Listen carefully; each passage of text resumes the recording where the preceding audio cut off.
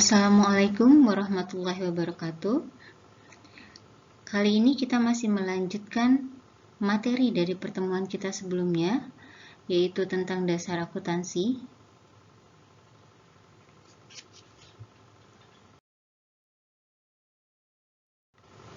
Berikut adalah beberapa topik pembahasan yang akan kita bahas di pertemuan kita kali ini. Yang pertama adalah persamaan akuntansi, yang kedua akun, dan yang terakhir adalah siklus akuntansi.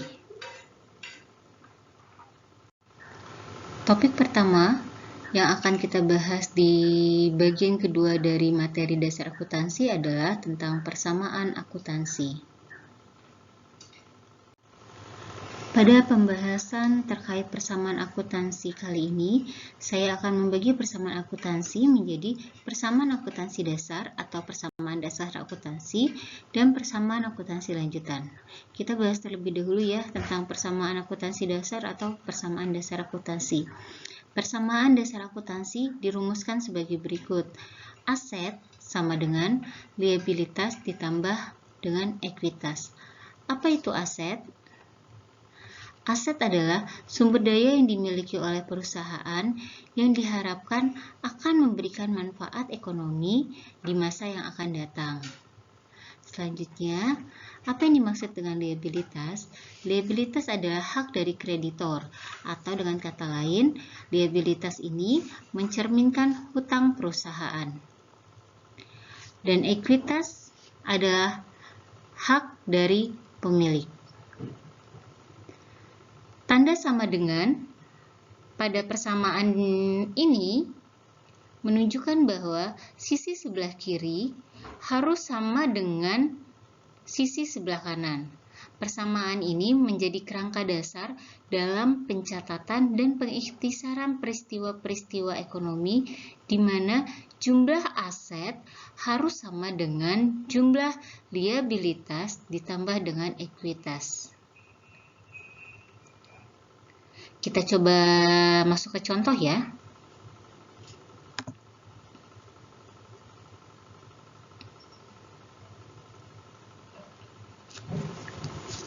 Misal,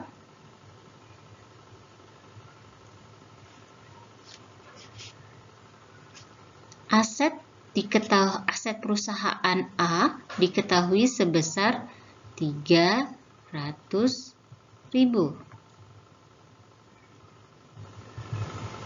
Oke, kemudian ekuitasnya diketahui sebesar 200.000.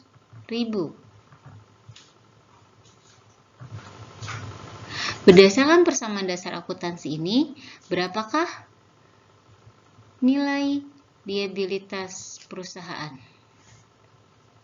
Ada yang tahu berapa? Oke, benar. Liabilitas perusahaan jadinya sebesar 100.000. Dari mana 100.000?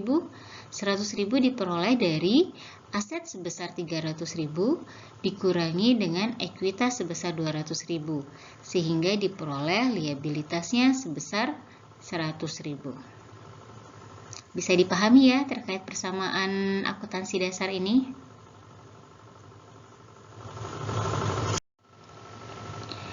Setelah tadi kita membahas tentang persamaan akuntansi dasar, dan saya yakin sekali bahwa kalian sudah paham dengan persamaan akuntansi dasar, selanjutnya kita akan melanjutkan dengan materi berikutnya, yaitu persamaan akuntansi lanjutan, yang merupakan pengembangan dari persamaan akuntansi dasar. Pada persamaan akuntansi lanjutan ini, kita akan menambahkan unsur pendapatan dan beban, di mana pendapatan bersifat sebagai penambah dan beban sifatnya sebagai pengurang. Apa itu sebenarnya pendapatan? Pendapatan merupakan peningkatan ekuitas yang diperoleh dari aktivitas bisnis yang sedang dijalankan, sementara beban adalah penurunan ekuitas dalam proses memperoleh pendapatan. Pada prinsipnya, persamaan akuntansi lanjutan ataupun persamaan akuntansi dasar itu sama, di mana sisi kiri dari aset jumlahnya harus sama dengan sisi kanan dari sama dengan.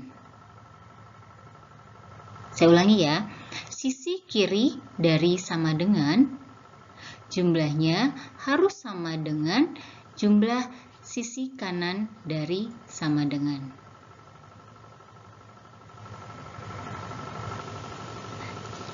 Kita coba masuk ke dalam contoh ya.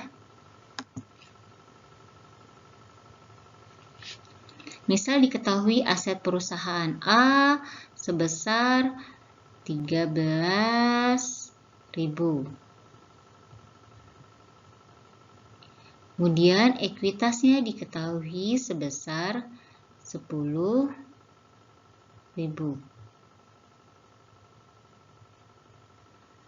Pendapatan perusahaan A sebesar 3.000 dan beban perusahaan A sebesar 2.000.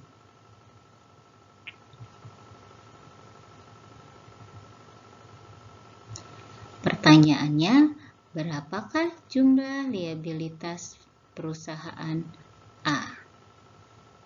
Oke, ingat tadi prinsipnya bahwa sisi kiri sama dengan harus sama jumlahnya dengan sisi kanan sama dengan. Sisi kiri sama dengan sudah diketahui jumlahnya adalah sebesar 13.000. Sekarang kita jumlahkan dari data yang ada berapa jumlah sisi kanan sama dengan. 10.000 ditambah 3.000 jadinya 13.000. 13.000 dikurang dengan 2.000 jadinya jumlahnya 11.000. Nah, sementara di sisi kiri jumlahnya 13.000. Berarti dari sini otomatis kita sudah bisa mengetahui berapa jumlah liabilitas. Agar sisi kiri dan sisi kanannya sama, maka jumlah liabilitas harus sebesar 2.000. Jadi, udah ya. Diketahui bahwa liabilitas perusahaan A sebesar 2.000. Paham ya? Saya yakin pasti kalian bisa. Oke, yang harus kalian ketahui adalah ini adalah unsur-unsur yang ada di dalam laporan keuangan. Nah, 3 unsur yang pertama ini yaitu dari aset sampai dengan ekuitas, ini merupakan unsur-unsur yang ada di laporan posisi keuangan. Sementara pendapatan dan beban merupakan unsur-unsur yang ada di laporan laba rugi. Bisa dipahami ya?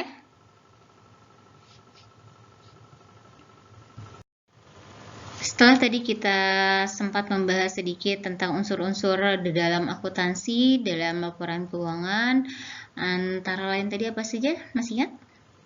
Ada aset, kemudian liabilitas, ekuitas, pendapatan, dan beban. Nah, sekarang kita akan membahas lebih detail lagi, lebih rinci lagi terkait unsur-unsur tersebut. Yang pertama kita akan membahas tentang aset. Aset dibagi menjadi 2, aset lancar dan aset tidak lancar. Pembagian aset menjadi aset lancar dan tidak lancar ini didasarkan dari jangka waktu sumber daya atau kekayaan dapat diuangkan atau dicairkan. Kalau suatu aset tersebut dapat diuangkan dalam jangka waktu kurang dari 12 bulan, maka aset tersebut kita kategorikan ke dalam aset lancar. Contohnya apa? Contohnya ada kas, kemudian ada piutang, ada perlengkapan, ada persediaan, dan lain-lain. Nah, sementara aset yang dikelompokkan ke dalam aset tidak lancar adalah ketika aset tersebut untuk bisa berubah menjadi uang membutuhkan waktu lebih dari 12 bulan. Aset tidak lancar ini dikelompokkan lagi menjadi 3. Yang pertama adalah aset tetap, yang kedua aset tidak berwujud, dan yang terakhir adalah investasi jangka panjang. Apa itu aset tetap? Aset tetap adalah sumber daya atau kekayaan yang memiliki bentuk fisik dan akan digunakan oleh perusahaan lebih dari 1 periode. Contohnya apa? Contohnya adalah tanah, bangunan, mesin, dan peralatan lain. Tiap-tiap aset tetap ini harus disusutkan atau didepresiasi sebagai konsekuensi dari pemanfaatan aset tetap selama periode berjalan. Tapi ada satu dari aset tetap ini yang tidak perlu disusutkan? Ada yang tahu apa? Tadi saya sebutkan contoh aset tetap adalah tanah, bangunan, mesin, dan peralatan. Nah, dari aset tetap yang saya sebutkan tadi, kira-kira aset tetap mana yang tidak perlu disusutkan? Ada yang tahu? Oke. Tanah merupakan aset tetap yang tidak perlu disusutkan. Kenapa? Karena harga tanah itu semakin tahun bukan semakin menyusut, justru manfaatnya akan semakin bertambah karena harga tanah setiap tahun selalu bertambah. Itulah kenapa selain tanah, aset yang lain harus disusutkan, tapi kalau tanah tidak perlu disusutkan. Oke, itu tentang aset tetap. Selanjutnya adalah aset tidak berwujud. Aset tidak berwujud adalah sumber daya atau kekayaan yang tidak memiliki bentuk atau wujud fisik, namun manfaatnya dapat dirasakan oleh perusahaan. Nah, kalau aset yang masuk ke dalam aset tidak berwujud ini, dia penyusutannya disebut dengan amortisasi. Jadi sama seperti aset tetap, aset tidak berwujud juga setiap tahunnya harus diamortisasi. Kemudian contohnya apa dari aset tidak berwujud ini? Contohnya adalah hak paten, goodwill, dan lain sebagainya. Kelompok aset tidak lancar yang terakhir adalah investasi jangka panjang. Investasi jangka panjang merupakan bentuk penyertaan modal perusahaan ke perusahaan lain. Jadi penyertaan modal atau investasi perusahaan kita ke perusahaan lain dengan tujuan untuk memperoleh keuntungan di waktu yang akan datang. Contohnya apa?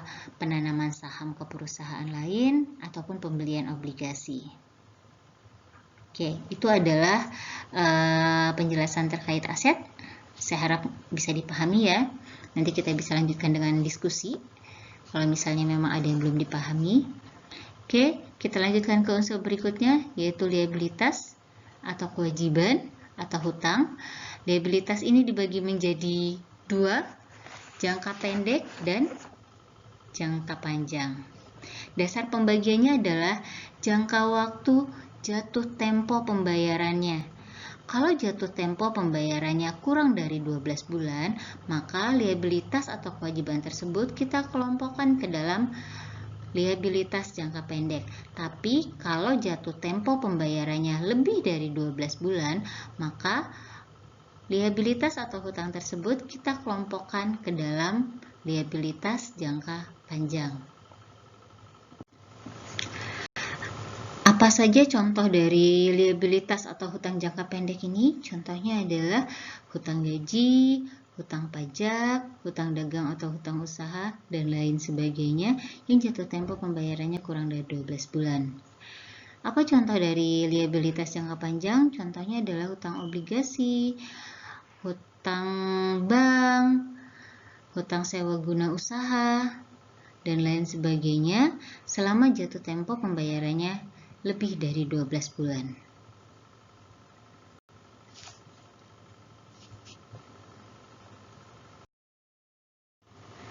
Unsur berikutnya adalah ekuitas. Ekuitas merupakan representasi dari hak pemilik. Ekuitas akan mengalami peningkatan jika ada penambahan investasi oleh pemilik dan juga adanya pendapatan yang diperoleh oleh perusahaan. Dan ekuitas akan menurun jika pemilik melakukan penarikan atau prive dan apabila terdapat beban-beban yang harus dibayarkan oleh perusahaan. Ini summary-nya, di mana investasi oleh pemilik akan menambah ekuitas, prive atau penarikan oleh pemilik akan mengurangi ekuitas, pendapatan akan menambah ekuitas, dan beban akan mengurangi ekuitas. Ini pendapatan dan beban merupakan unsur dari laporan laba rugi, sehingga bisa diambil kesimpulan apabila pendapatannya lebih besar daripada beban, yang artinya bahwa perusahaan memperoleh keuntungan, maka laba tersebut akan menambah jumlah ekuitas. Tapi apabila pendapatan lebih kecil daripada beban, di mana artinya bahwa perusahaan mengalami kerugian, maka otomatis kerugian tersebut akan mengurangi nilai dari ekuitas pemilik. Selanjutnya adalah pendapatan. Pendapatan dibagi menjadi pendapatan operasional, yaitu pendapatan yang berasal dari kegiatan utama perusahaan, dan pendapatan non-operasional, yaitu pendapatan yang berasal dari sumber selain kegiatan utama perusahaan. Dan unsur berikutnya adalah beban. Beban pun dibagi menjadi dua, beban operasional dan beban non-operasional. Di mana beban operasional, semua beban yang dikeluarkan berkaitan langsung dengan aktivitas utama perusahaan, sementara beban non-operasional merupakan semua beban di luar beban operasional.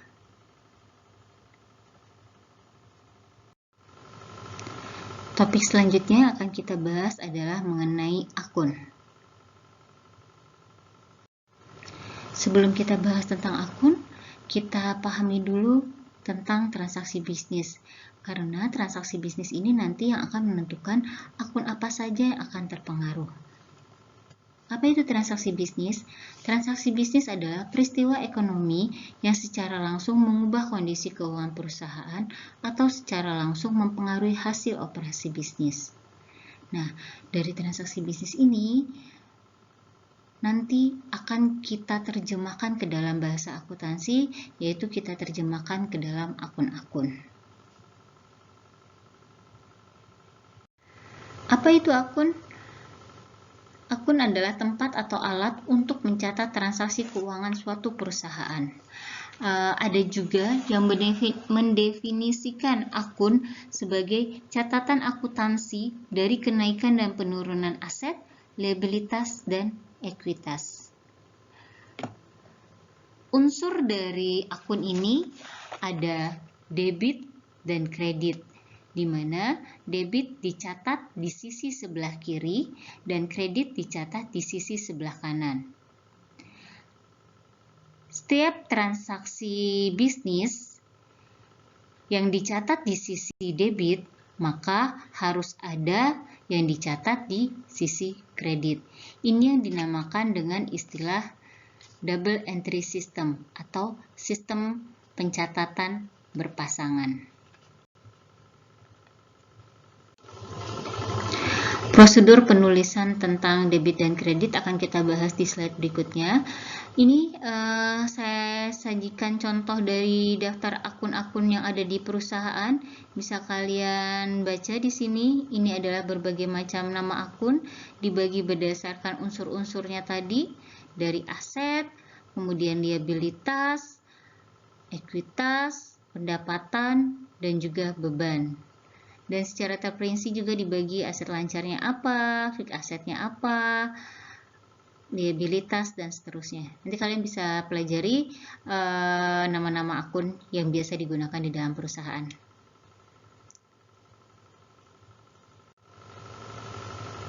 Berikut adalah summary transaksi dari masing-masing unsur dalam laporan keuangan. Di sini ada saldo normal.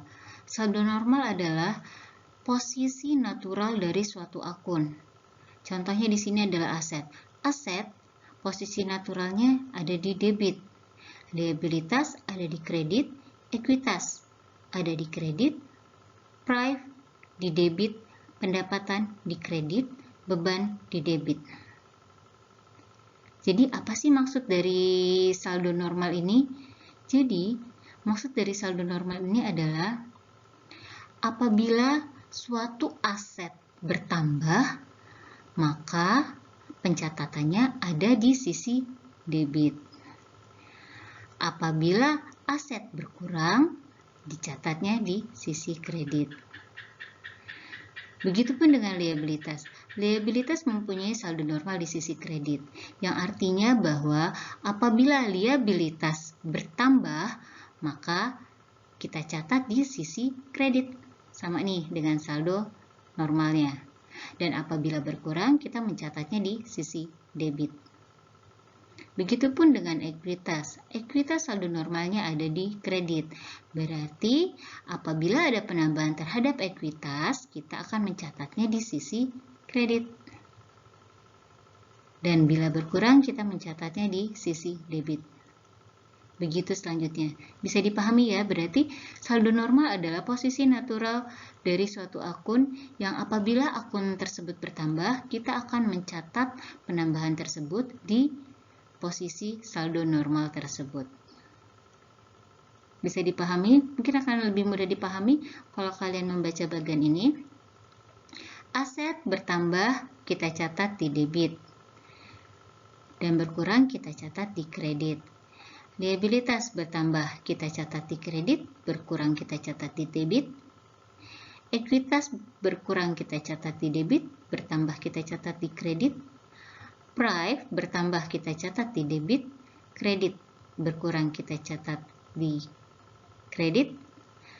Kemudian pendapatan berkurang, kita catat di debit, dan bertambah kita catat di kredit. Beban bertambah kita catat di debit dan berkurang kita catat di kredit. Gampang ya, kalau dari sini sih cara kalian menghafalkannya lebih mudah, tapi kalian juga harus tahu unsur-unsur atau komponen-komponen atau nama-nama akun apa aja yang masuk ke dalam unsur-unsur di sini. Jadi kalau kalian tidak hafal, misalnya perlengkapan itu masuk ke aset atau liabilitas ya. Kalau kalian salah menentukan klasifikasi unsurnya, otomatis nanti pencatatan kalian juga akan salah. Jadi kalian tidak cukup hanya menghafal ini, tidak cukup hanya mengetahui ini, tapi kalian juga harus hafal akun-akun yang ada di tiap-tiap unsur dalam laporan keuangan.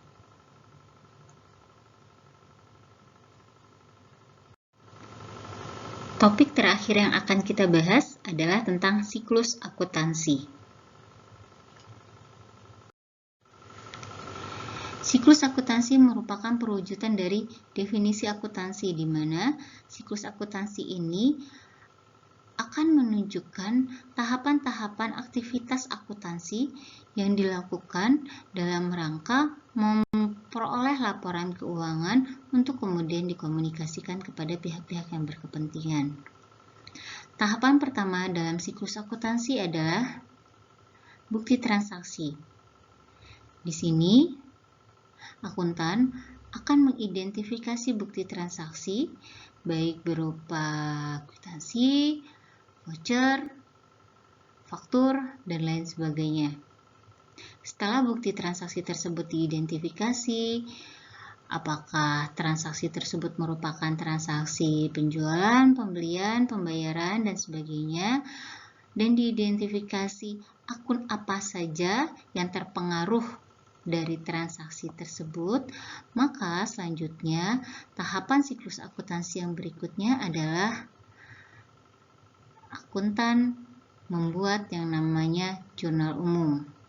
Jadi, di jurnal umum ini nanti akuntan akan mencatat semua transaksi keuangan yang terjadi di perusahaan berdasarkan bukti transaksi yang tadi sudah diidentifikasi.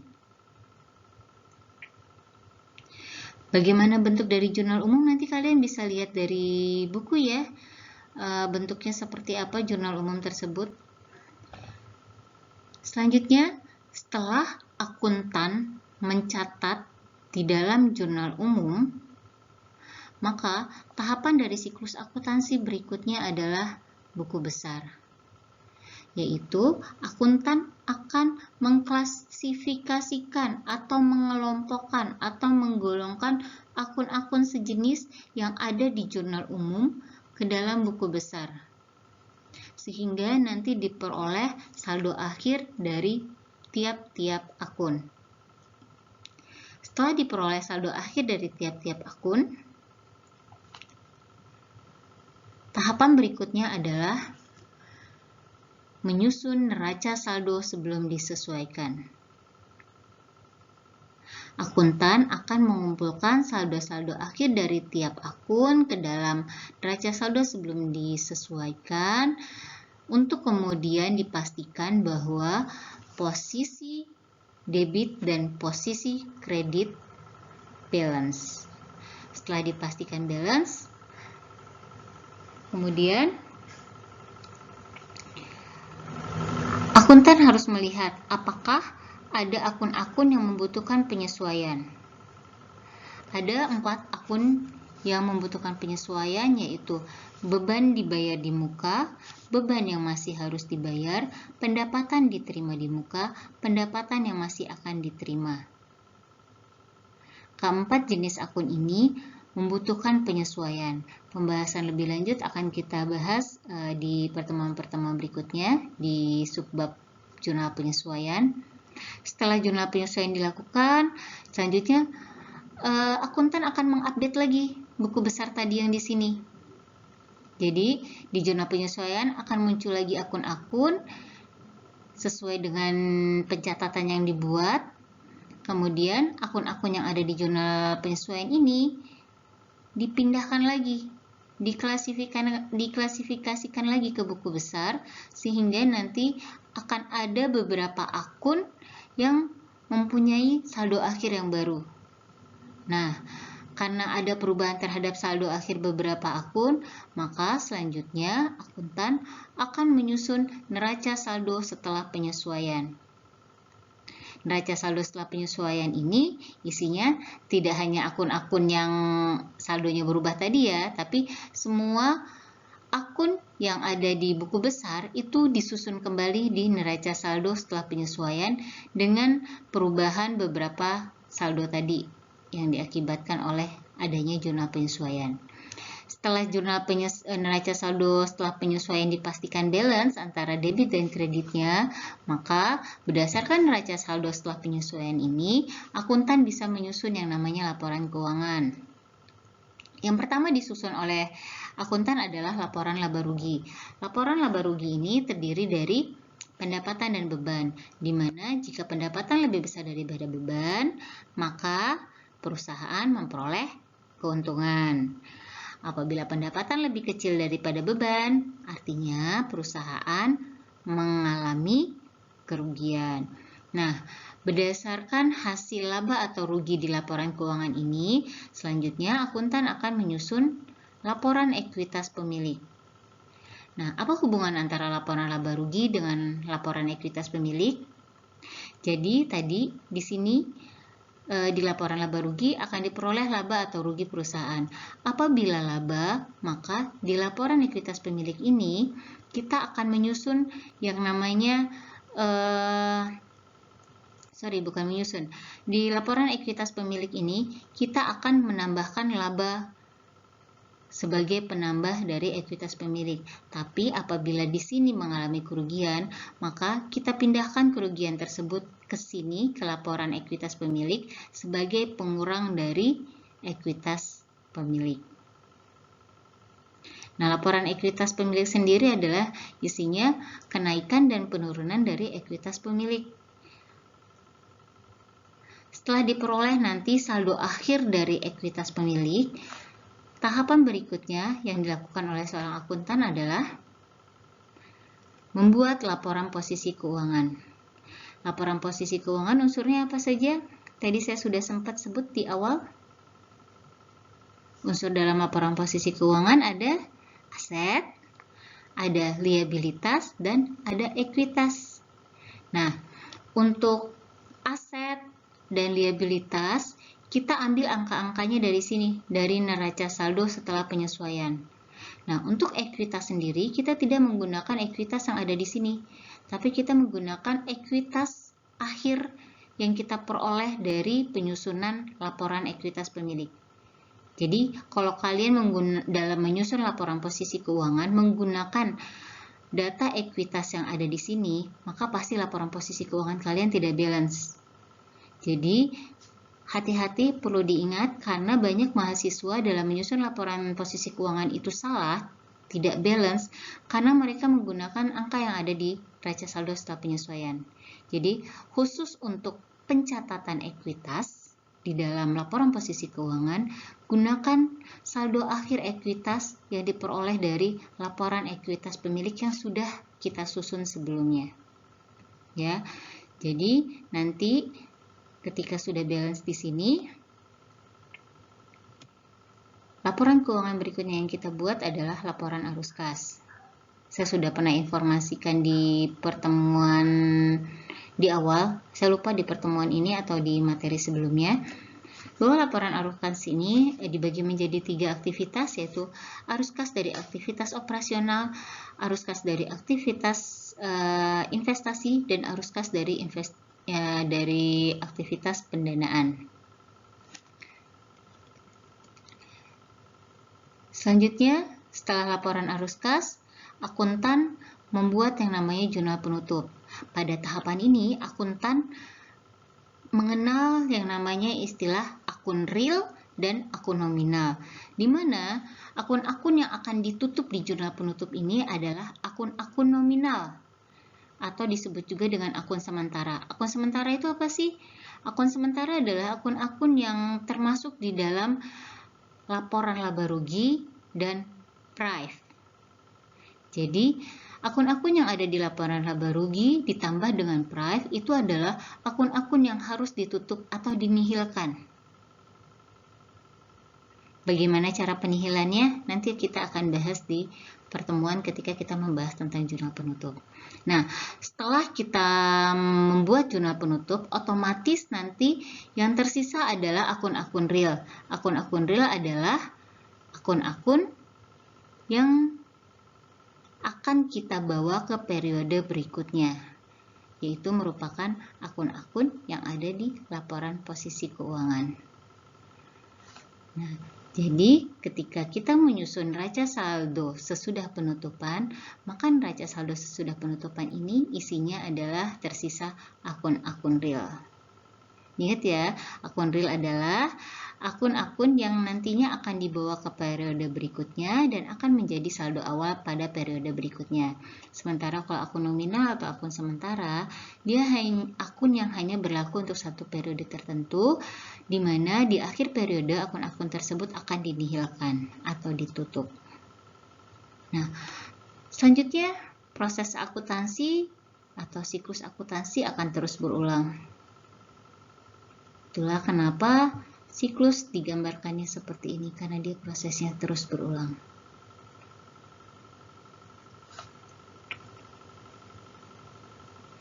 Nah, nanti di pertemuan-pertemuan kita berikutnya, kita akan menerapkan siklus akuntansi ini. Kita akan membahas satu-satu tentang siklus akuntansi ini. Bagaimana cara menjurnal, bagaimana cara membuat buku besar, bagaimana menyusun neraca saldo, dan seterusnya.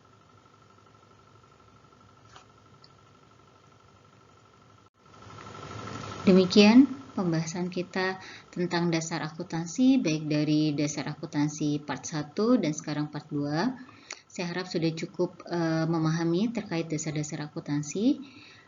Saya akhiri pertemuan kita kali ini dengan mengucap lafaz hamdalah, alhamdulillahirrabbilalamin.